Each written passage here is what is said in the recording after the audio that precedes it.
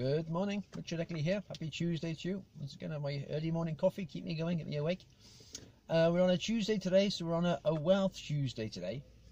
And I was listening to a seminar the other day. I was very interested. Is Jim Rohn. He was a great not personal trainer, a personal development trainer. And unfortunately, he died back in 2009. But he did some amazing stuff. If you ever get a chance to sort of go onto YouTube and look at some of his stuff, it's very amazing, very inspirational. And he was saying, of course, we're doing a Wealth Tuesday today. And he was saying he actually he was a multi-millionaire in the end. He developed a business and developed training and did some amazing things. But he said what the key factor was for him to actually start developing the wealth which he required was he had to reach rock bottom. And he said one time he was 25. He was living in America and he had his wife and his kids at home. And there was a knock at the door and there was a girl selling Girl Scout cookies, as they do. And they said like $2 for some Girl Scout cookies. And he said he didn't have $2 on him. And he had to look at the girl in the eye and he couldn't tell her that. So he actually said to her, oh, it's okay, I bought some cookies before. I've got plenty in the house, I don't need any, but thank you very much. So the girl just said, oh, okay, thank you, and walked away. And he said, and he shut the door. And he said he had such a down feeling. He said he never wanted to feel like that again, to actually not be able to afford $2 to buy something. And that was what spurred him on. And he actually became a multi-millionaire.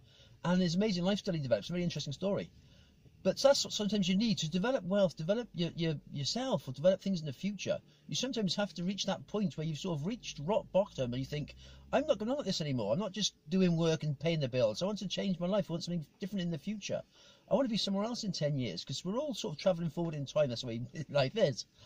And we're all getting somewhere. But in sort of 5, 6, 7 years, are we going to be where we are in the same position right now, doing the same thing, still going to work, paying the bills, and that's it? Or we're going to look at some ways to create wealth for ourselves, some way to change our future. And it's little steps we're taking sort of now that'll change our futures because we're taking sort of different steps. And you have a totally different path.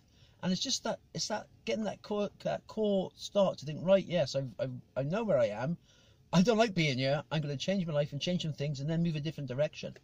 Because as I said, sometimes the biggest sort of combat to developing wealth is being comfortable. Because if you're comfortable, you're sort of coping with the bills, you're coping with this, you haven't quite got what you want, but you're not in a bad enough position to change what you're already doing.